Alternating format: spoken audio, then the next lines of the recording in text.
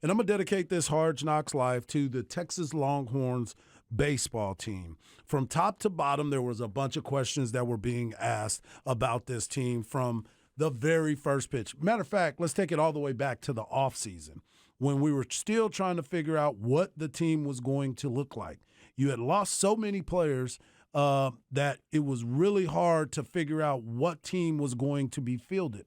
You ended up having to replace so many characters on this team, whether it was Ivan Melendez, the consensus player of the year, got every single award that you can possibly get.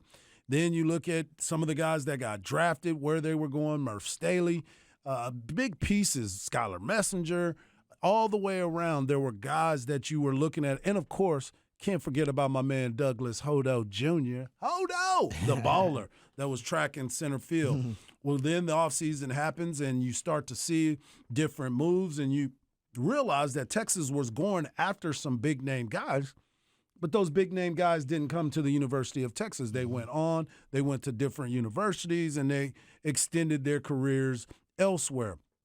But we were all sitting here trying to figure out what was going to happen with this baseball team. We didn't know who the true leaders were going to be. A lot of guys that had experience, you didn't know if they were ready to take that next step. Yep. They've all come out and they've done that. Coach Pierce had to replace Troy Tulowitzki, who went on. Now he brings in Steve Rodriguez, former head coach at Baylor University. Did a great job, comes in, former teammate of mine. Then you figure out, well, you need to get a pitching coach. Well, who are you going to go get? Woody Williams. Man, why are we getting Woody Williams, man? Well, he's a former big leaguer, and he's doing all this. But can he come in here and coach this team? What is he going to do to make this different? Oh, man, Coach Pierce is a pitching guy too. Is this going to work? Is this going to be okay? Well, they found a way to get it to work out. And I know we've had people hitting us up on the Specs text line from day one. He needs to go. All he does is win, folks. All he does is win. And I was part of the group that was really questioning, okay, I'm big on getting Texas guys to play for Texas. I'm huge on that. I'm born and raised here. I understand what it looks like. I understand what it was. And I understand that we need to get back to X level. Well, X level is continuing to win Big 12 championships and competing for it. I still remember after that very first week, I got a chance to call the Globe Life Classic for Flow Baseball, starting the season off. And I had every one of Texas baseball games this year, every one of them. And I was like, 3-2 against Arkansas, tough battle, just a tough play down the line. If he makes the play, game's different. Then you go against Missouri. Missouri's not one of the best teams in the SEC, but they were scrapping all year, and they've done some things. They end up losing that game 6-5. And you're like, man, then one play here, one play there, one pitch here, one pitch there, just battling. Then the Vanderbilt game happened. And it was probably the worst baseball game I'd ever seen Texas baseball play. I mean, they could not field it to save their lives. They lose the game 12-2. Well, then they come home on that Tuesday, and they play Corpus Christi, Texas A&M Corpus Christi. They play Indiana, a 3-game series, and then they play LSU. I got a chance to watch LSU. So starting the season off, I got to see Texas.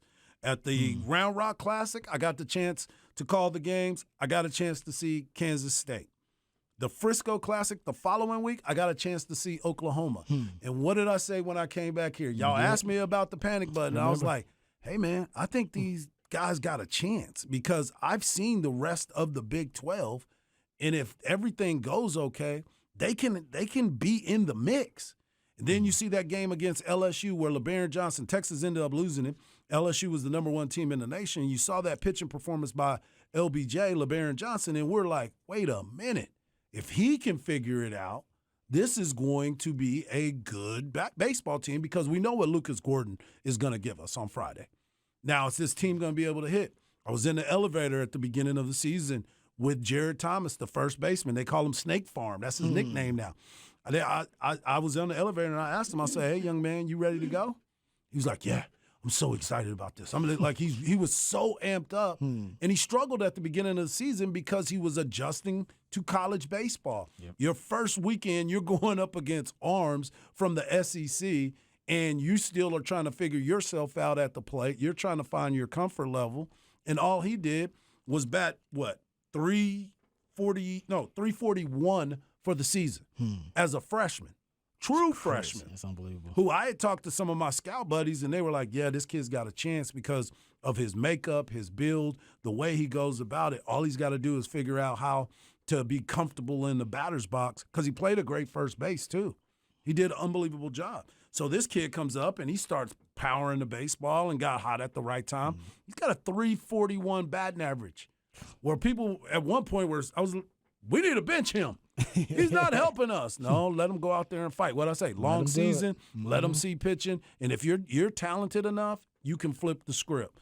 Then you start looking at Peyton Powell. He was going back and forth with Jalen Flores, who was playing third base at the beginning of the season. So on the corners, you had a freshman at third base and a true freshman at first base, and they were trying to scuffle and go through it. So Peyton Powell gets inserted into the two-hole and doing some DHing. Then he goes over there and starts picking it. And that young man, all he did was hit 369 on the season. Nice. And then we get to Eric Kennedy and Porter Brown and of course, Dylan Campbell. These guys in this lineup, you said it at the very beginning of the show, Rod. You go 369 by Peyton Powell. You go 343 by Dylan Campbell. You go 341 with Jared Thomas. You go 337 with Porter Brown.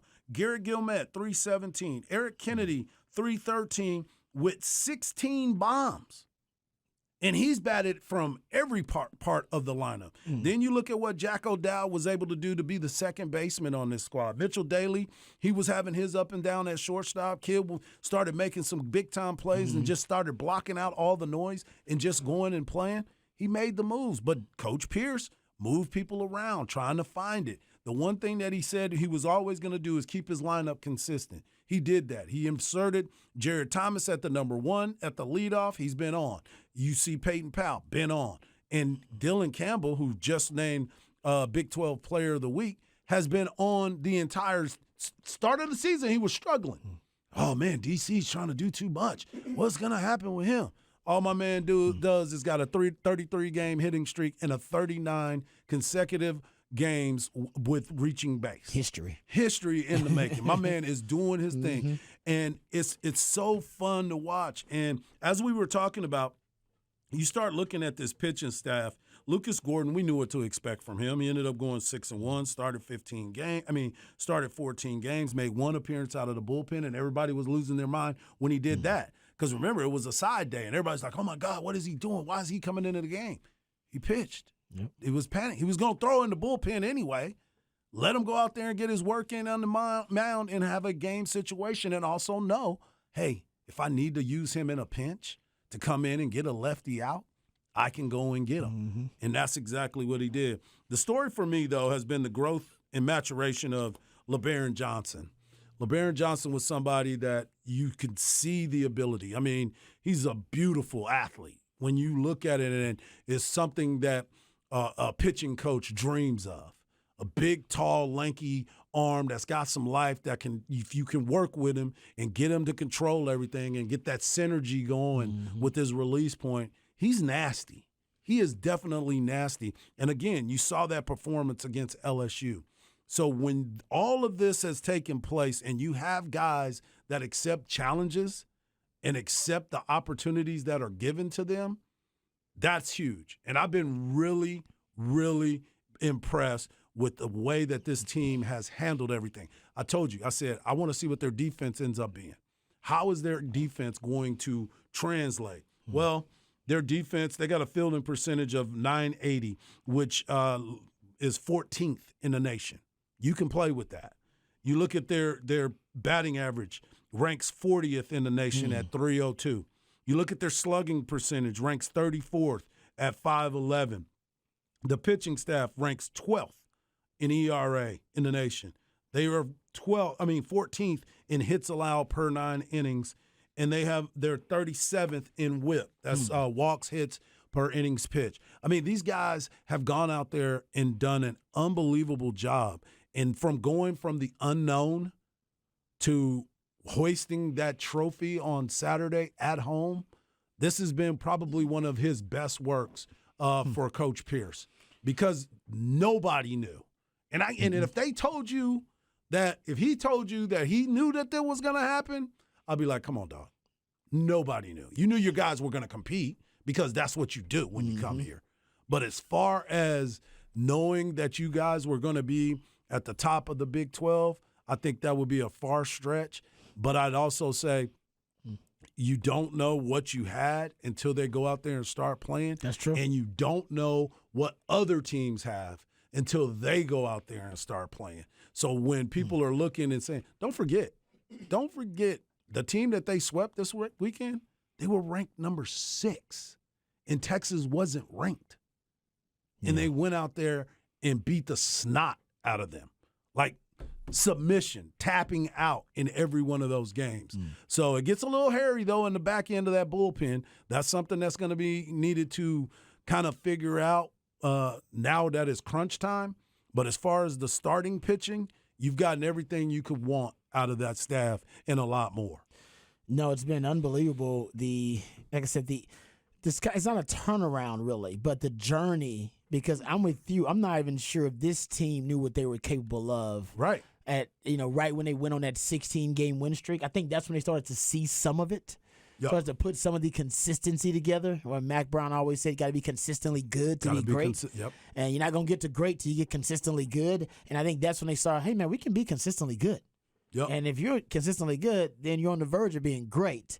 And I think that's when they started to believe, like, hey, man, we got it in us. So maybe the team started to believe at that point. But I'm with you. On the outside, based on the Specs text line and stuff that we were reading, very few. Stuff that we wasn't even talking about on there. Yeah, exactly. Some of y'all jumped off the bandwagon. A lot of y'all stayed on the bandwagon, but like Rod B, y'all criticized the ride the whole damn time. Exactly. And that's cool. That's good. That's good. Yeah, that means you're a real fan. It's all good. But I'm with you. It's a great story. And like the hope is that they're peaking. Yes. Like, right now, they're peaking at the perfect time while they embark on the postseason, and that seems to be the case. Yeah, I'm excited for these guys now. Obviously, the job is not done. There's still some unfinished business. They're right as we talked about earlier. Right now, they are leaning to be a host for the regionals, which would be great because you all know whenever you get a chance to play baseball here at the University of Texas in front of these crowds, you know that this is a baseball crowd. Yep. So people will be definitely into it. They will show up. And so now, D1 baseball's projected field for right now would be Texas, Loyola Marymount, Dallas Baptist, and Texas A&M. That is the field that they have as of right now for the University of Texas. Oh. Yeah. Put the Aggies in there. Huh? Put the Aggies. You got to have the Aggies. You got to have the Aggies and in there. And it goes number 1, Texas, number 2, Dallas Baptist, number 3, Texas A&M, and number 4, Loyola Marymount. All right. There you go. Nice Texas baseball breakdown by man Hardge there. A lot of people excited about Texas baseball and Texas softball, too. Texas softball keep moving on, baby. Man. Yeah, they making moves, too. They're advancing to the Super Regional.